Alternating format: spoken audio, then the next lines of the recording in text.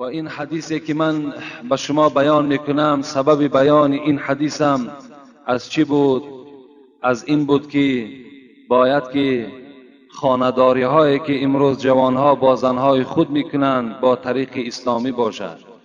یعنی از داخل این حدیث یک عباره او مخصوص خانه‌داری هست و با این خاطر من این حدیث را برای شما خواندم. و این حدیث چگونه که به شما فهمانیدم که راوی این ابو هریره هست که پیغمبر خدا گفته بود است: سبعتون لا ينظر الیهم الخالق ولا یزکیهم و یدخلهم النار. 7 طایفه بوده است، 7 گروه بوده است، 7 گونه مردم بوده است که خداوند در روز قیامت به این 7 گروه نظر رحمت نمی کند. یعنی از رحمت خداوند این 7 گروه دور هستند، اینها را اصلا پاکم نمی سازد و بازم این خداوند اینها را وارد دوزخ، وارد عذاب قرار می دهد. این 7 طایفه بی نصیب، 7 طایفه که از رحمت خدا دور هستند، اینها کیا بودند؟ و شما دوی اونها را فهمانده دادم که یکی الفاعل و المفعول و دیگر و ناکح بیدی بود. کسانی که دو مردی که با یکدیگر یک جایه می شوند، دو مردی که با یکدیگر می رسند، بچه بازی می کنند. و دوم آن مردهایی که با دست خود حرام می کنند.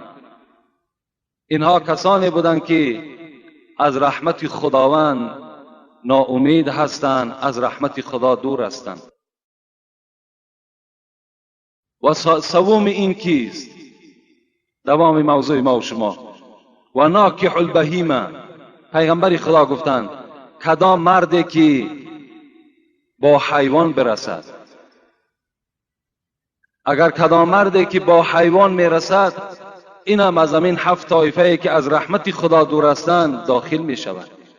رسول اکرم صلی الله علیه و سلم میگوید 4 طایفه دیگر هم در لعنت خداست که اونها کیا هستند؟ اول مردی که لباس زن را میپوشد، دوم زنی که لباس مردها را میپوشد. متاسفانه امروز خواهرای ما و شما، اپهای ما و شما، همسایه های ما و شما که امروز لباس های مرد را در بر کردند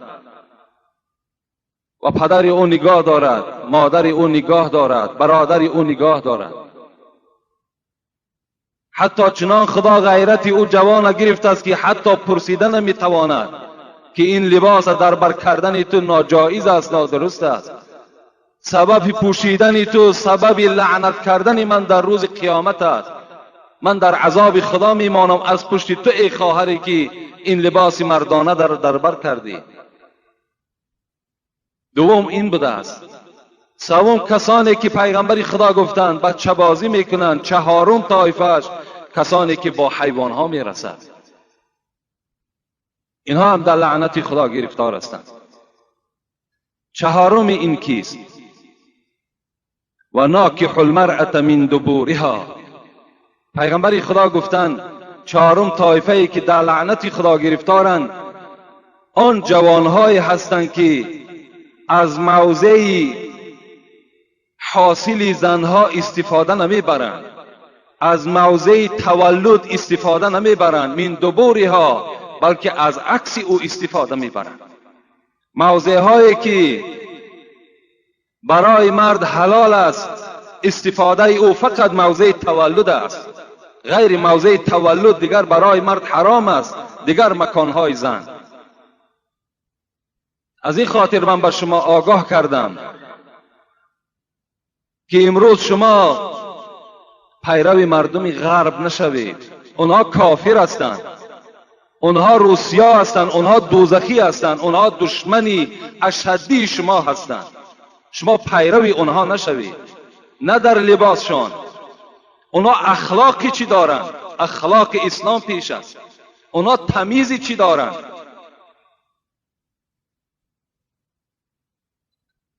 الحمدلله که امروز قرآن ما و شما چه برنامه های نیک دارد کتاب داریم که از همه کتاب‌های دنیا بهتر است. پیغمبر داریم که در همه ساحه زندگی ما و شما برای ما و شما خبر داده است. این باید ما و شما تعلیم اینها را برای خود وظیفه کنیم، نه اخلاق این مردم غرب. رسول اکرم گفته ایستاده است 7 طایفه که از رحمت خدا ناامید هستند، دور هستند، اونها را خدا پاکیزه نمیگرداند، بازم این وارد عذابشان میکند. اون جوانی هست که در دیگر موضعهای زن از دیگر موضعهای زن استفاده میبرد. حتی رسول اکرم میگوید در دیگر حدیث من اتی حائزا او امرأة من دبورها او کاهنا فقد کفر بما انزل علی محمد صلی الله علیه وسلم. کسی که اگر زن در حالت حیض، در حالتی که کسل 3 روزه است یا از او زیادتر است، یعنی خون میبیند، اگر کدام مردی که در حالت حایض بودن زن با زن نزدیک میشود یا کسی که با غیر موضع تولد در دیگر موضع های زن استفاده میبرد، فقط کفر بما انزل علی محمد، با خدا قسم که وی به قرآن کافر است. پیغمبر میگوید که به تحقیق کافر است با آن کتابی که بر محمد نازل شده است. این کتاب چی است؟ این قرآن کریم است. با این کتاب کافر است جوانی که زن در حالت حیضش یا زن در غیر موضع حاصلش با او خانه‌داری میکنه. حتی در این حدیث کلمه کاهن هم استفاده کردیم که این لفظ پیغمبری ما و شما او کاهنن. اگر زنی که نزد جادوگر می رود وی هم کافر است، گفت پیغمبری خدا.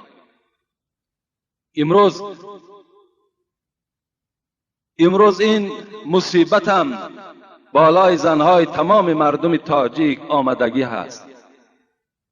در ما و شما میگویند که فلان مرد ملاگی کردن، لیکن این کلمه غلط است، این لفظ صحیح نیست، بلکه ملاگی دیگر است، جادوگری دیگر است.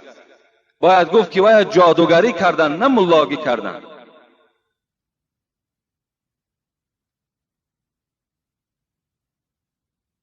یک زمان بود چند سال پیش در یک خانه من شام خواندم، نماز شام. ما فوق‌العاده در اون خانه وارد شدیم، زیرا که من پرسیدم خانه هست که در اینجا نماز خوانیم؟ یک قشلاق بود. گفتن همین خانه ملا هست، میتوانی همجا رفته شامت رو خوانی. وقتی که من داخل این خانه شدم، از نزد دروازه 3 زن نشسته بود. وقتی وارد خانه شدم، یک زن همراه ملا نشسته بود. اون ملا نبود، ولی جادوگر بود. نشسته بود تا حال وقتی شام قریب که گذشته بود نصفش، تا حال وی نماز شام نخوانده بود. وقتی من در آمدم گفتم نماز شام میخوانم، ویم از جاش شاید از شرم من خیست از پس من نیت کرد، ما شام خواندیم. وقتی خواندیم من وقتی زیاد داشتم اونجا نشستم، حتی وی از من شرمم نکرد، به من اهمیتم نداد. اون زمانها البته ما نه واعظی میکردیم نه خطیب بودیم، بلکه یک آدمی بگیم ناشناسی بودیم. وی به سوی همان زن چی گفت؟ گفت این 7 سوزنی که در دست تو میدهم، اینها را هر کدام شد در 100 متر که رفتی پرتا و پست نظر نکن. و این تخمی که در دست تو میتون، در بالای تخم هر کل حرفها و رقمها نویساندگی بود. اینا برده در زیر همون دیگدانی که خوراک میپزین و یا میکنی، خسور و خوشتامن و شوهری تو باید درک نیابد و یا در زیر وی میگرانی. هر گاهی که اگر در زیر همون دیگدانچه علاو میکنن، چند قدر محبت شوهر به تو باز زیاد میشود. اون زن تبسم کردن، با یکدیگر چقچق میکردن، میخندیدن. در حالتی رفتن باز چند مقدار پول در پیش این کس گذاشت و خسته رفت. لیکن من چی میگویم؟ من میگویم این خواهری که اولا رفته این گناه جادوگرها را باور میکند. اولا جادوگر که خودش کافر است. در اسلام حکم جادوگر فقط کشتن از قتل است و خود این کسی که رفته سخن او را باور میکند و هم کافر است. این خواهر عزیز اگر مراجعت فارد، اگر پند ما برای او معقول باشد، نه پیش جادوگر رفتن در کار، نه پیش یک داملا رفتن در کار، بلکه برای آنه که دل شوهری تو برای تو گرم شود، شوهر تو را احترام کند، خسر و خوشامد در حق تو دعا کند، احترام کن کلانترها را. شوهر را احترام کن، با قدر شوهر برس، دل شوهر برای تو گرم می شود، شوهر تو را احترام میکند. من باور کن، با باوری کامل میگویم که یک بار وقتی که اگر کار این زن برار گرفت، دوم بار وقتی پیش این جادوگر می رود، این از دست اون جادوگر سالم بر نمی گردد، حتمی و استفاده می برد. این جادوگر حتمی این زن مثل زن خودش استفاده می برد، بعد دوم بار کاری و بود می کند.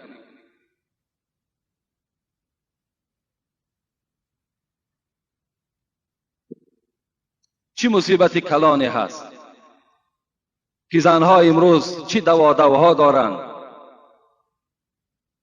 یک زن دیگر پیش یک مرد آمد در همین زمان ما و شما و گفت برای من چنان یک نسخه تمار می نویسی که شوهر من به زن دوم میل نکند، زن دوم نگیرد. این ملا میگوید من از او پرسان کردم که شوهرت دستش میرسد به دولت است؟ باید گفت بله دستش میرسد به دولت است، هیچ کمبودی ندارم، فقط رشک دارم که شوهرم زن دوم نگیرد، نمیخواهم. این ملا بوده است، خدا رحمت و مغفرتش کند، الحال در پهلوهای ما دور میگردد. وای به من حکایت کرد، میگوید من بر او گفتم خدا در قرآن گفته است فانکحوا ما طاب لکم من النساء مثنی و ثلاث و الرباع. خواهر عزیز گفته است اولا من این گونه نسخه تمار ندارم که شوهری تو را از زن دوم گرفتن من کنم. دوم این که خدا در قرآن میگوید هر یک مردی که دستش میرسد حقوق دارد که یک زن، دو زن، سه زن، چهار زن در نکاح خود درآورد. این فرمان خداست. اگر چنده که امروز این فرمان خداوند خلاف قانون زمان ما و شماست، لیکن آن خدایی که این قانونگرها را خودش آفریده است همان ذات فرمان میدهد هر مرد حقوق دارد دو زن، سه زن، چهار زن گیرد. فَإِنْ خِفْتُمْ أَلَّا تَعْدِلُوا فَوَاحِدَةً. لیکن مرد دوم زن میتواند، سیوم زن میتواند، چهارم زن میتواند. خدا در دوام این آیت میگوید که اگر عدالت داشته باشد، با زن معامله خوب داشته باشد، فقط برای یک ماه و دو ماه و برای زیبا بودن او و دیگر شرط های او و استفاده نکند. زیرا پیغمبر خدا میگوید اذا كانت عند الرجل امرأتان فلم يعدل بينهما جاء يوم القيامة وشقه الساقي. کسی در دنیا دو زن داشته باشد لیکن در بین این دو زن عدالت جاری کردن نتواند، در روز قیامت با یک طرف قاق شده از قبر میخیزد. این ملا میگوید من همچنان به او حکایت کردم که خواهر عزیز تو در این کار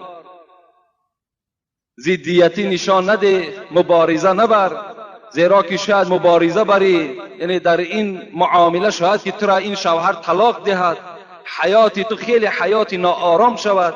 برای همین برای او بگذار که وای زن دوم هم گیرد. مادام تو را همه شرایط که تأمین کرده باشد چه جای رشک است؟ وقتی که تو رشک میکنی این معنای او را دارد که تو خلاف گفته خدای خود عمل میکنی. زنی بود به نام رابعه. من میخواهم به همان زنهایی که برای زن دوم و سوم بودن شوهرهاشان ضدیتی نشان میدهند از یک زن از عالم همین زنها، از خود زنها حکایه کنم. شاید که این سخن من بر همان گوش همان خواهرها و اپه‌های برسد که مثال شوهرای آنها 2 زنه باشند، 3 زنه باشند. این جنایت نیست در اسلام. اگرچه امروز از همه ده باز ضرورتر است، مهمتر است. خواهرای ما و شما در قد راه چی در کارهای ناشایسته دست میزنند؟ همه آنها بیچاره زارن، منتظرن که حتی زن دوم برای آنها را قرار دهند. از حرامیده نخواه که یک نکاح حلال بهتر نباشد.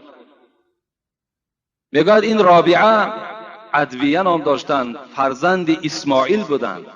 مردم شام ادویهش میگن همین رابعه را. باره میگوید احمدی فرزند حواریه را نزد خود فریاد کرد. گفت ای حضرت احمد. حضرت احمد بسیار یک اولیاء متقدمین بود، شبان روزان در عبادت بود. رابعه هم از او کمی نداشت. گفت احمد، گفت من میخواهم تو را شوهر خود قرار دهم. احمد میگوید گفتن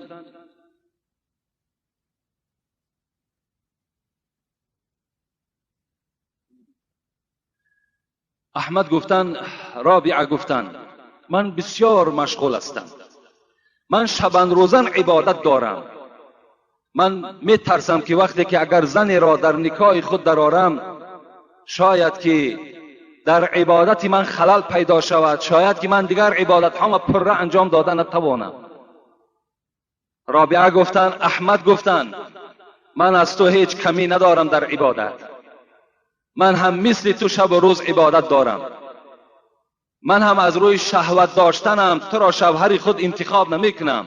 شهوتی منم بلند نیست، لیکن من شوهر پیشینه من از دنیا گذشت، بی نهایت با دولت مرد بود، مالی بسیار در خانه من میراث مانده است.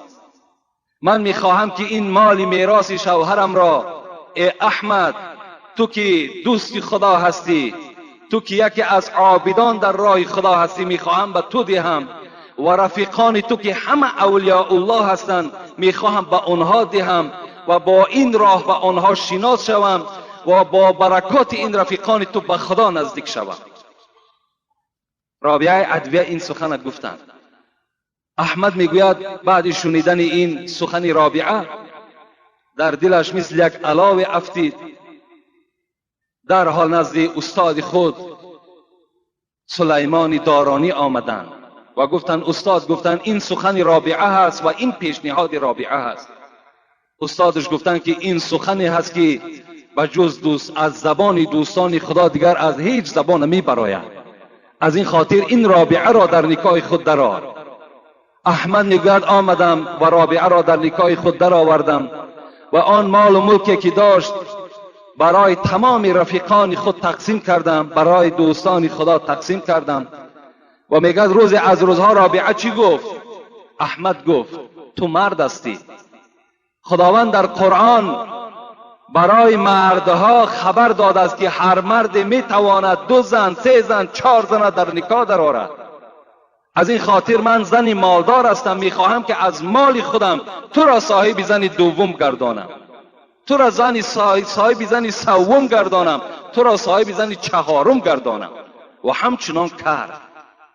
احمد را میگوید با دست خود زن داد. احمد میگوید من حیرت میماندم از رابعه.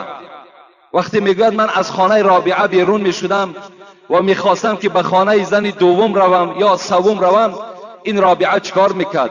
در حال میگوید لباسهای مرا خوشبو میکرد، سر و ریش مرا شانه میزد، بدنهای مرا پاکیزه میکرد و میگفت که با این زیباگی، با این بوی خوش، با این قوت کاملا نزد زن خود رو تا که وی تحقیر نکند که زن اوله تو و تو اهمیت نمیدهد. با این گونه حالتها ببین زنها روزها گذرانیدند.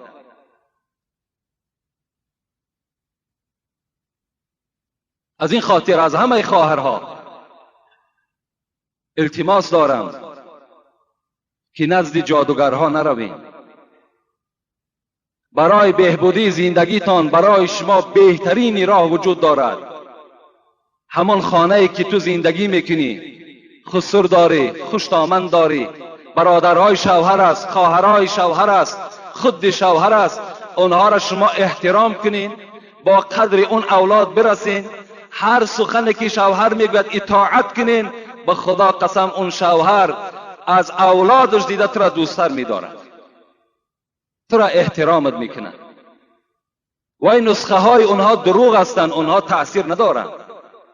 در بعض کتاب ها دوستان خدا میگن که کسان جادوگر شده میتوانند که هیچگاه باید که اونها با تن حلال نگردند، یعنی دائم باید با جنوب باشند. در آن صورت نسخه اونها تأثیر میکنه، زیرا اونها کافر هستند. از این خاطر از خواهرها خبر میدیم که یک بانگ خطر است، نسخه گیرید یک طرف در همون خانه تو را استفاده میبرد، چی شرمندگی میشود، حیاتی تو تلخ میشود. دیگر چی هست؟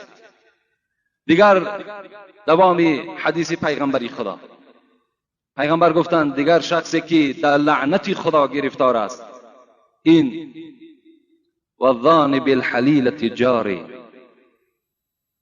و دیگرش والمؤذی جاره حتی یلعنه. اینا هر دوش قریب از روی معنا یک معنا دارند. یک تا این کسی هست که با زن همسایه زنا میکنه، یعنی یا از نبودن شوهری او استفاده میبرد یا دیگر حالت ها را استفاده میبرد با زن همسایه وقتی که زنا میکند. این هم از همون 7 طایفه هستند که در لعنت خدا گرفتار هستند. و دیگرش آزاردهنده همسایه، کسانی که همسایه را آزار میدهند، اونها هم در لعنت خدا گرفتار هستند. پیغمبر خدا میگوید 3 بار این لفظ تکرار کردن، والله لا یؤمنون، والله لا یؤمنون، والله لا یؤمنون. قسم به خدا گفتند که ایمان ندارد، ایمان ندارد، ایمان ندارد. قیل من یا رسول الله، گفته شد از جانب صحابه های پیغمبر، ای پیغمبر کی هست که ایمان ندارد؟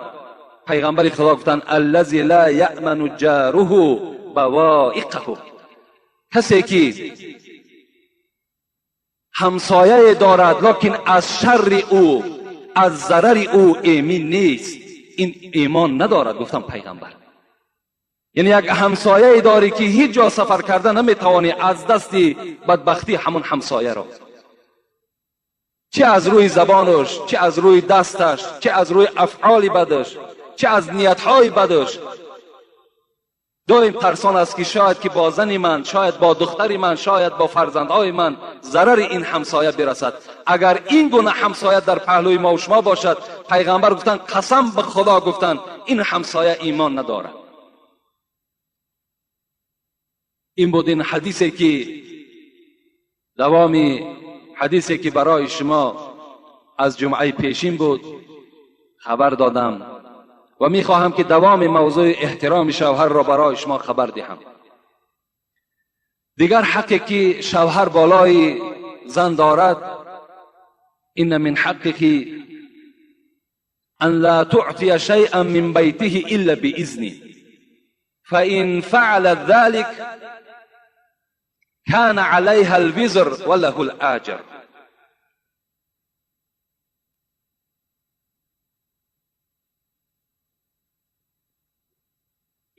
پیغمبر چی گفتند؟ گفتند دیگر حقی که شوهر بالای زن دارد این است که از خانه شوهر، از مال شوهر، از مال خانه چیزی نه به خویش خودش، نه به خویش شوهرش، نه به همسایه ها تقسیم نکند تا اگر اجازت شوهر نباشد. بس اگر اجازت شوهر را ناگرفته از مال خانه با کسی اگر چیزی دهد، پیغمبر گفتند کان علیها الوزر، در این دادگی که این زن داد، اگرچه با نیت صدقه داد، با نیت خیر داد، پیغمبر خدا گفتند این زن در نزد خدا گناهگار شد وله الاجر، ثواب این خیر احسان در نامه اعمال شوهر نویسانده می شود. زیرا که این زن به اجازت شوهر مال شوهر، مال خانه را با همسایه یا خیش قومیت شوهر یا از خودش تقسیم میکنه. در این زن البته گناهگار است. حتی رسول اکرم میگوید در دیگر حدیث ها که لا یحل لامرأة ان تطعم من بیته الا باذنه فان اطعمت بغیر اذنه کان علیها الوزر وله الاجر. اگر زن در خانه طعام بپزد یا اینکه چندین نفرها را در خاندان شوهر فریاد زند از زنها، لیکن شوهر درک ندارد، در این خیر احسان کردگی زن گناهگار می شود و ثواب اون خیر احسان پیغمبر خدا گفتند در نامه اعمال شوهر نویسانده می شود. یعنی زنها هیچگاه حقوق ندارند حتی سوزن را از خانه به اجازت شوهر با کسی دهند. باید هر کاری که میکنند با اجازت شوهر باشه. پیغمبر خدا چه حدیث های مبارکی گفتند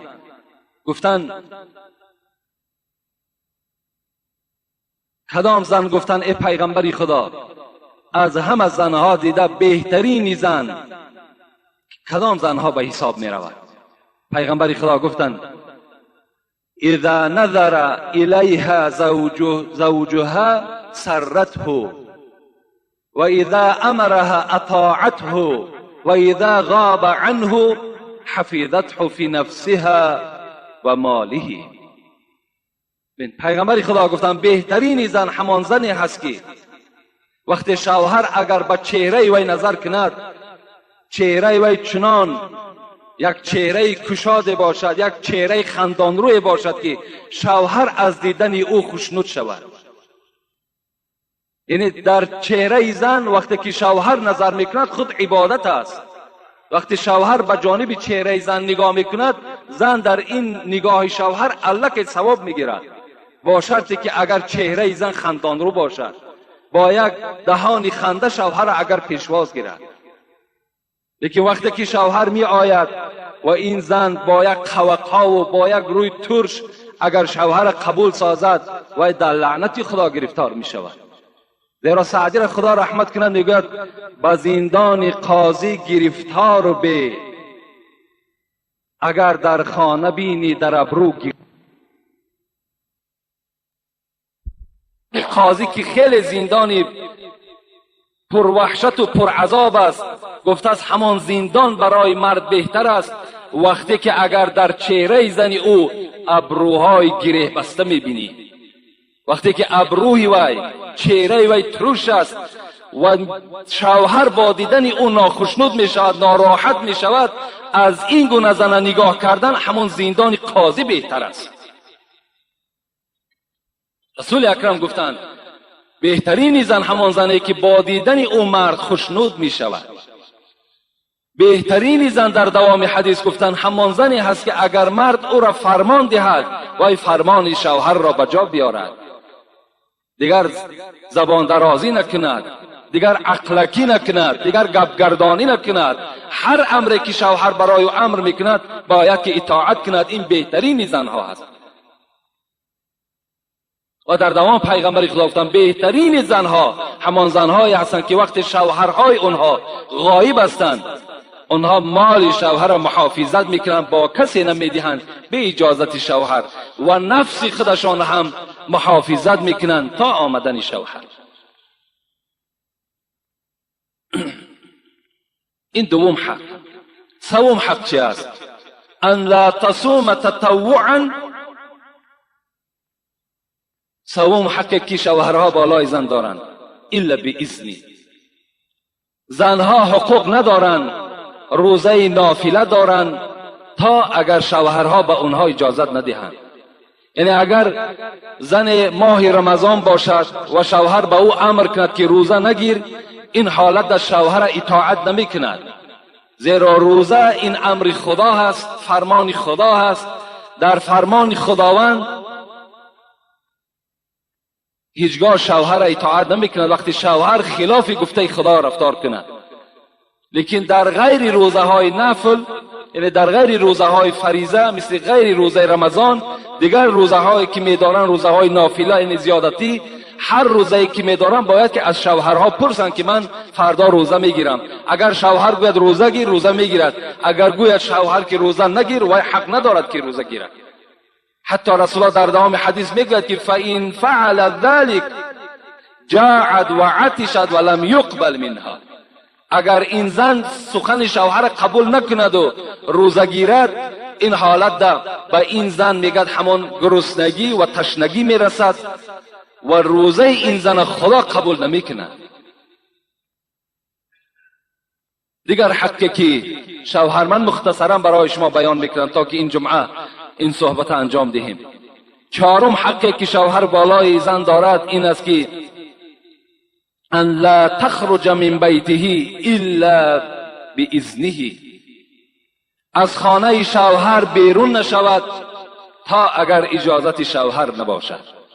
اگرچه پدر او وفات میکند، مادر وی وفات میکند، برادر وی وفات میکند، دوگانه وی وفات میکند، همسایه پهلو بدگی وفات میکند، وی حق ندارد که از خانه بیرون شود تا وقتی که اگر اجازت شوهر نگیرد.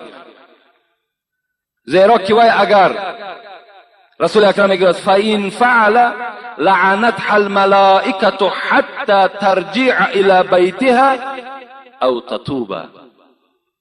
اگر به اجازت شوهر کجای از خانه بیرون شود رود، در لعنت ملائکه ها قرار دارد تا وقتی که به سوی خانه میگردد و توبه به سوی خدا میکند و شوهر راضی میگرداند. تا این زمان در لعنت خدا هست. زمانهای پیغمبر بود. این حکایه را شاید شنیده باشین. یکی من برای شما باز مورد حکایه آمد سخن میکنم. زنی بود میگوید به نهایت زنی مسلمان بود، پدر و مادر مسلمان داشت و یک شوهری داشت که وی تاجر بود، سوداگر بود. البته سوداگرهای اون روزه مثل الحال نیست که سحر میرفتن بیگاه گشته آمده به خانه برسند. اون زمانها 3 ماه و 6 ماه و 1 سال برای سودا از مکه بیرون می شدن، از مدینه بیرون می شدن، به سوی دولت‌های یمن برای تجارت می رفتن. این زن میگوید در خانه بود، شوهر به او امر کرد که من فردا به تجارت می روم، لیکن برای تو یک امر میکنم که تا آمدن من از خانه بیرون نمی شوی. هر مشکلاتی که بالای تو می آید خانه را ترک نساز. زنهای اون زمانه اطاعت میکردند، سخن شوهر را قبول میکردند. این مرد میگوید خلاص من مختصرا حکایه میکنم. این مرد میگوید گرفتن همون توشه و آن اسبابی که برای راه لازم بود برای خود گرفتن و از خانه بیرون شدند. از بین میگوید شاید هفته گذشت یا ماه گذشت که به ناگاه برادر این زن، اکه این زن دوان آمد، گفت خواهر عزیز، گفت پدرم گفت در حالت نزع جان است و دعوت کرد که آمده از من عیادت کند، از من خبر گیرد. این زن گفتن، برادر عزیز گفتن اولا شوهر بر من امر کرد که من از خانه بیرون نشوم و دوم اینکه پیغمبر خدا زنده هستند، رفته از پیغمبر خدا بپرس، اگر اجازت دهد میروم، اجازت ندهد نمیروم. میگوید این برادر آمد در نزد پیغمبر خدا، پرسیدن گفتن پدرم در حالت نزع جان است و از خواهرم پرسان دارد، اجازت میدهی یا نه؟ پیغمبر خدا چی گفتن؟ اطیعی زوجکی. گفتن فرزند عزیز رفته به خواهرت بگو که اطاعت از شوهرش کند، این بهتر است که برای عیادت پدرش رود. این برادر آمده گفتند،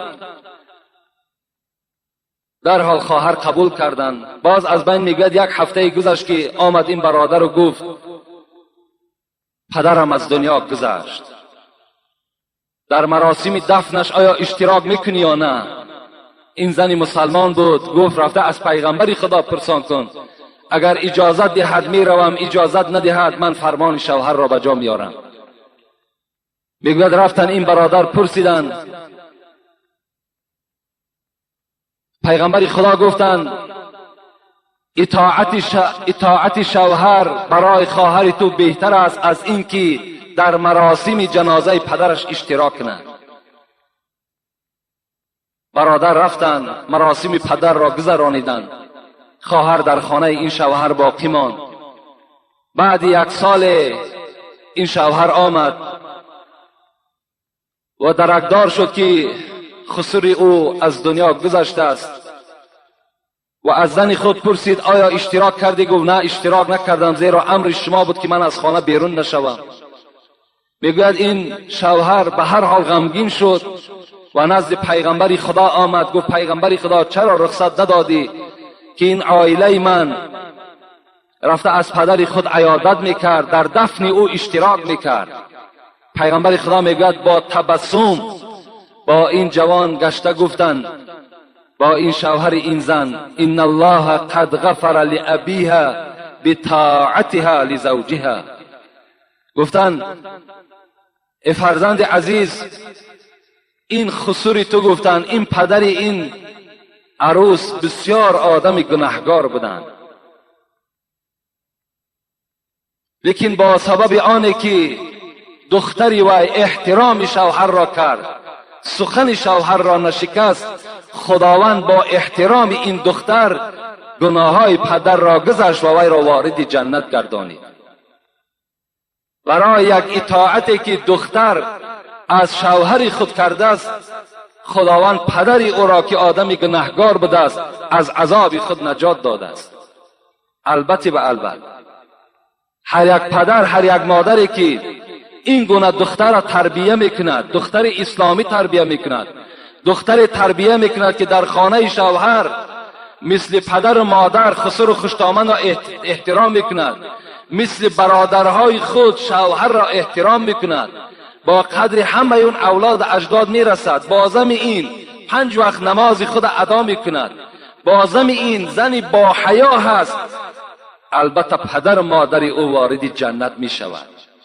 این عذاب و این مشقت و این تربیه‌ای که این پدر و مادر کردن، البته به البته ثواب او را انشاءالله در قبر و در روز قیامت این پدر و مادر برخوردار میشوند. خوش به حال همون پدر و مادری که این گونه دختر را تربیه میکنند و در یک جوان مسلمان تسلیم میکنند. خوش به حالشان. دیگر نه در اون اولاد جنگ است، نه جنجال است، نه نافهمی است.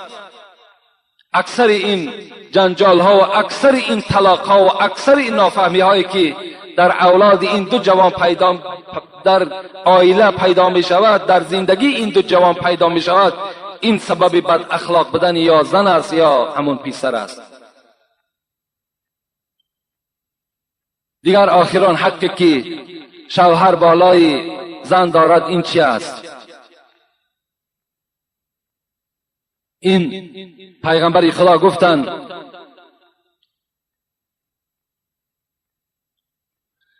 ولکم علیهن الا یؤتین فروشکم احدا تکرهون.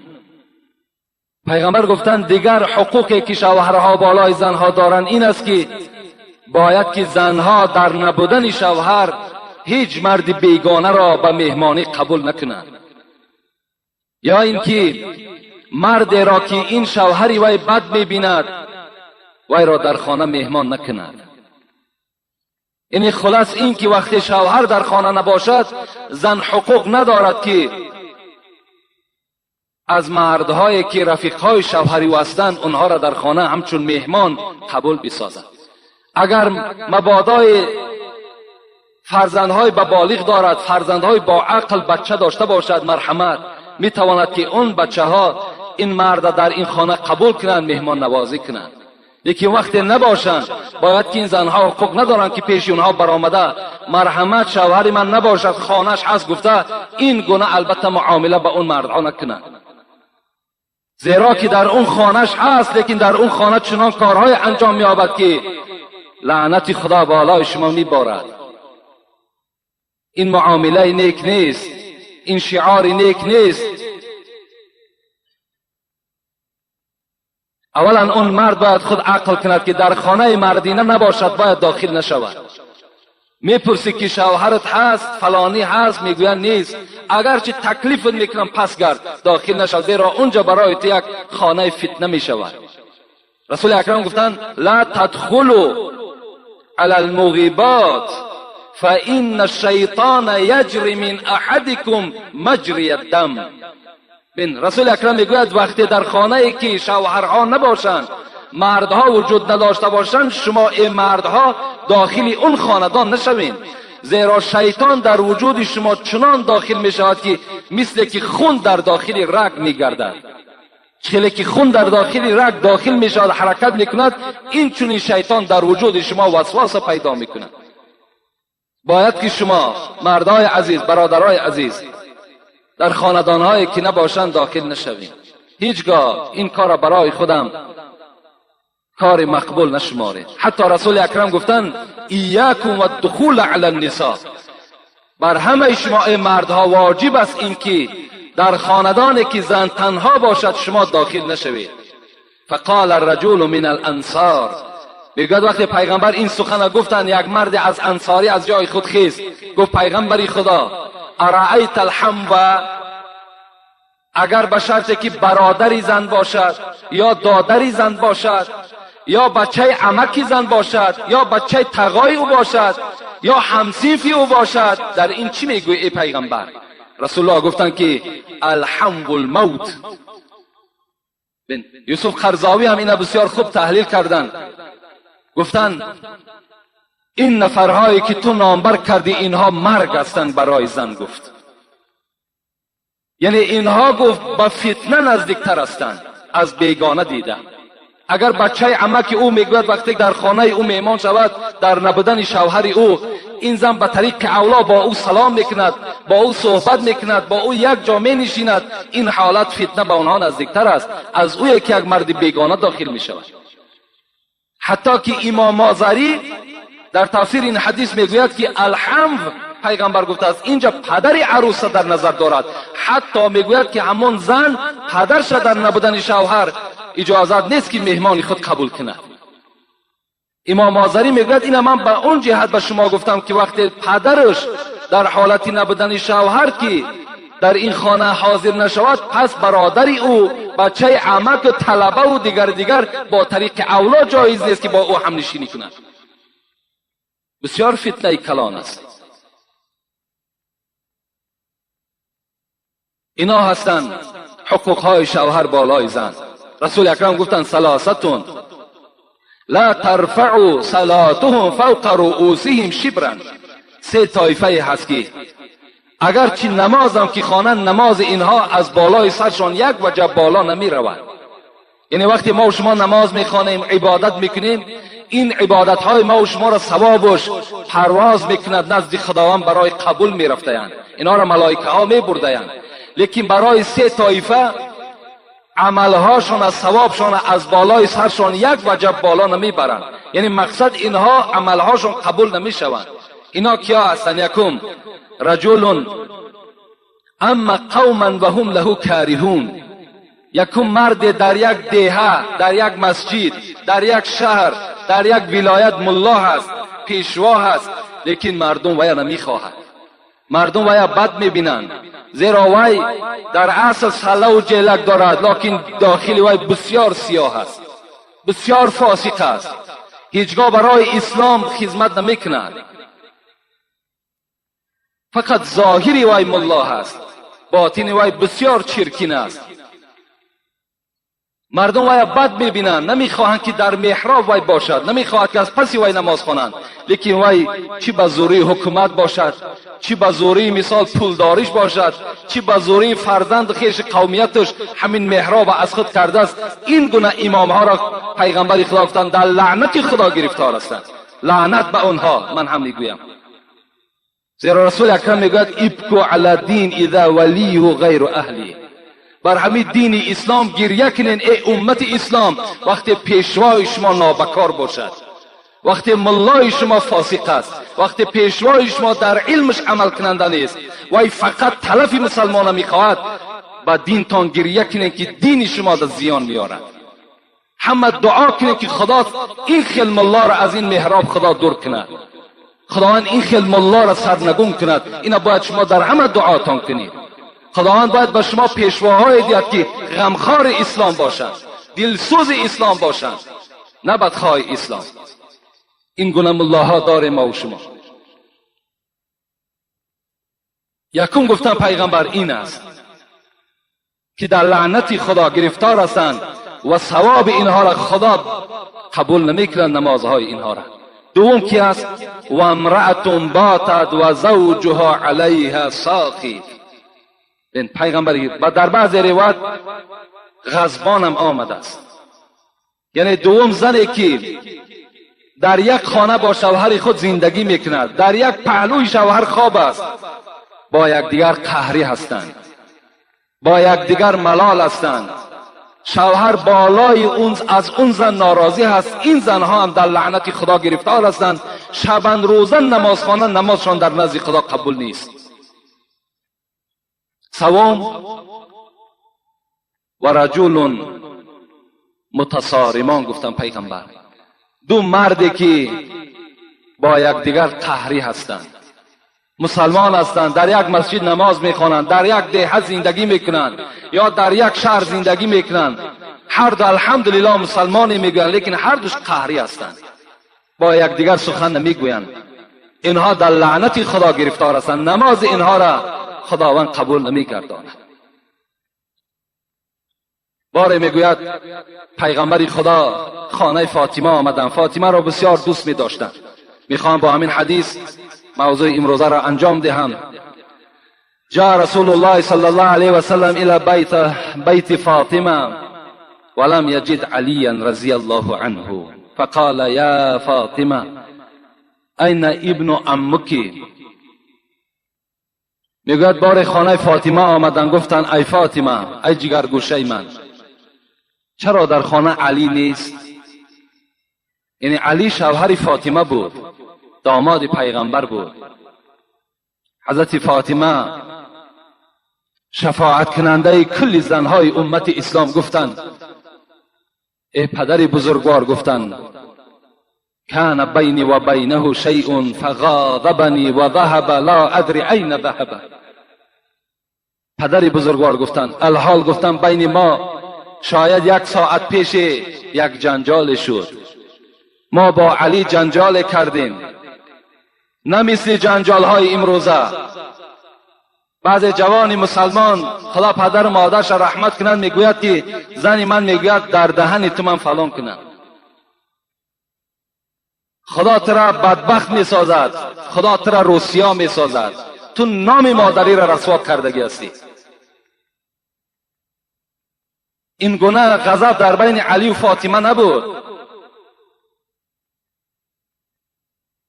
میگوید گفتن پدر بزرگوار کمی بین ما یک نافهمی شد، حضرت علی ملال شدند و از خانه برآمدند، نمیدانم کجا رفتند. رسول اکرم میگوید غضبناک شدند، گفتند یا فلان انظر عین علی. میگوید سر از خانه بیرون کردند، یک امت را فیراد کردند، گفتند ای مرد کنی تفتیش کن علی کجا رفته باشد. میگوید این مرد دوان آمدند، گفتند یا رسول الله هو فی المسجد. ای پیغمبر خدا، علی گفت در مسجد خواب است. گفت مسجدهای اون زمانه این گونه قالین ها نداشتند، از خاک عبارت بود. رسول اکرم میگوید وقتی من داخل مسجد شدن، پیغمبر خدا دیدن که حضرت علی بالای خاک خواب است. آمدن نگد و پشت و چهره علی را میگه از خاک تازه کردند، زیرا رسول اکرم گفته است من احب علی فقط احبنی و من ابغض علی فقط ابغضنی. کسی علی را دوست می‌دارد به تحقیق مرا دوست می‌دارد، کسی علی را بد می‌بیند به تحقیق مرا بد می‌بیند. علی را دوست می‌داشتند. میگوید یگانه آدمی بود که در حالت غضب پیغمبر با پیغمبر صحبت میکرد، این علی بود. بسیار علی را دوست می‌داشتند. آمدن میگه چهره و پشت و روی او را تازه کردند و گفتند قم یا ابو تراب. این کنیت، این لقب بود که پیغمبر بر علی گذاشت که این کنیت، این لقب به علی بسیار خوش آمد. چی گفت؟ خیز گفت ای مردی که در خاک گفت آغشته هستی، خیز ای پدری خاک. وقتی علی شنید از جای خود خیز، احترام میکرد پیغمبر را و دست علی را گرفت و به خانه آمدند. وقتی وارد خانه شدند و دیدند که در چهره پیغمبر که دیگرگونی هست، فاطمه در حال حس کردند که پدرش از او